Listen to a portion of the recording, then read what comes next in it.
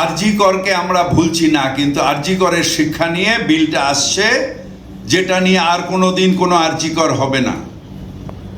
শুভেন্দু অধিকারী ধর্ষণ নিয়ে রাজনীতি করে, মৃত্যু নিয়ে রাজনীতি করে, আমরা তার থেকে শিক্ষা নিয়ে সেটাকে যাতে ভবিষ্যতে না হয় সেটা করি।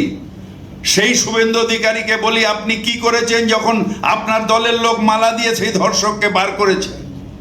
তার থেকে তো এর অনুপ্রেরণা পেয়েছে, কেন তখন বলেননি?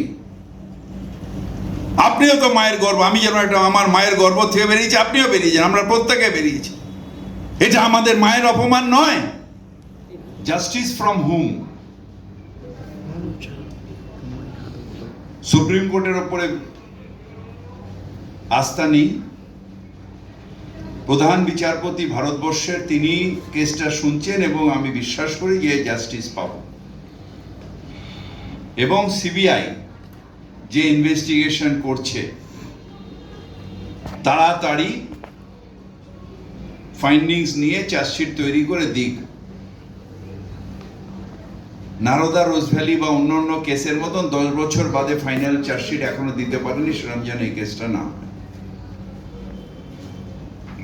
রোজ কিছু না কিছু কাগজে খাইয়ে দিয়ে আর সেটা নিয়ে লাফালাফি, যদি প্রমাণ লোপাট হয় তাহলে সেটাই চার্জশিটে লিখে দিক। Let the court give its judgement. রোজ শুধু আমার এক মেয়ের ধর্ষণ হয়েছে, মৃত্যু হয়েছে, তাকে নিয়ে রোজ রাজনীতি, কখনো বন্ধ, কখনো নবান্ন অভিযানের নামে দুর্বৃত্তির কারণ, কখনো আবার হাউসে নাটক। কতদিন চলবে? কতদিন চলবে?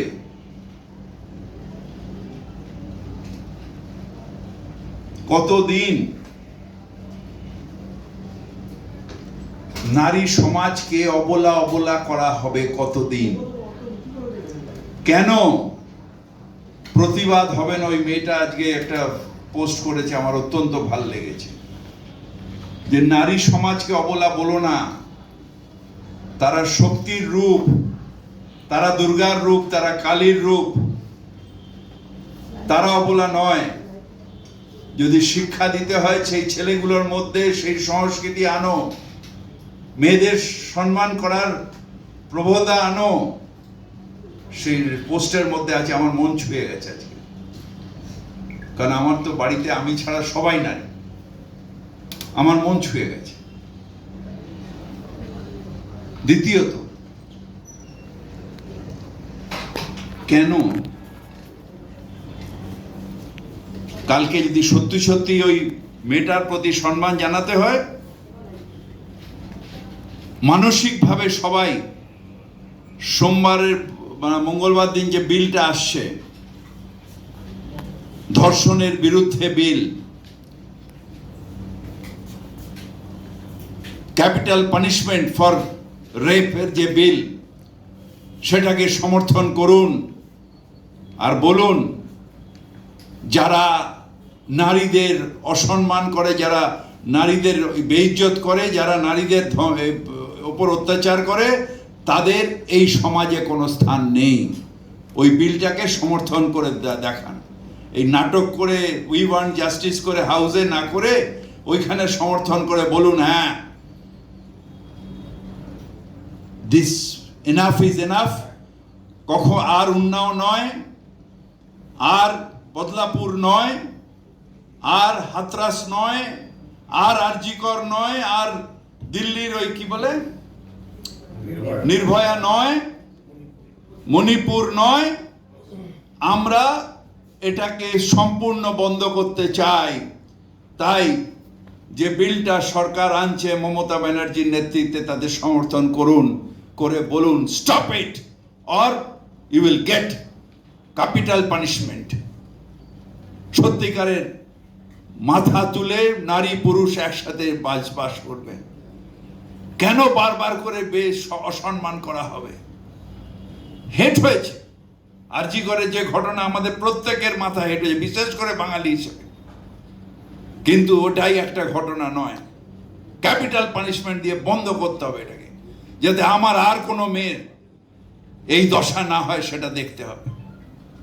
বলছে এখনো একটা ওই অ্যাক্ট নেই যে নারী লাঞ্ছনা হলে তাকে মৃত্যুদণ্ড দিতে হবে। দুর্গার রূপকে সবসময় অসম্মান করা যায় না। দুর্গার রূপ দুর্গার রূপ। তাই উই ওয়ান্ট জাস্টিস। সিবিআই তাড়াতাড়ি করো, আর যদি কিছু না পাও তাহলে দয়া করে বিভ্রান্ত করো না। ক্যালকাটা পুলিশ যেটা দিয়েছে সেটাকেই টাইপ করে জমা দিয়ে দাও ফাইনাল চার্জশিট হিসেবে। তার কারণ, আর না হলে যদি সত্যি সত্যি কিছু পাও তাহলে সেটাকেই লিখে কোর্টে জমা দাও। 10 বছর ধরে ইনকোয়ারি না। Justice delayed is justice denied. We want justice from CBI and we expect justice and we are sure we will get justice from the highest court and the Chief Justice of India. We are very confident about that. তার কারণ হচ্ছে যে আমাদের justice delayed এর নামে,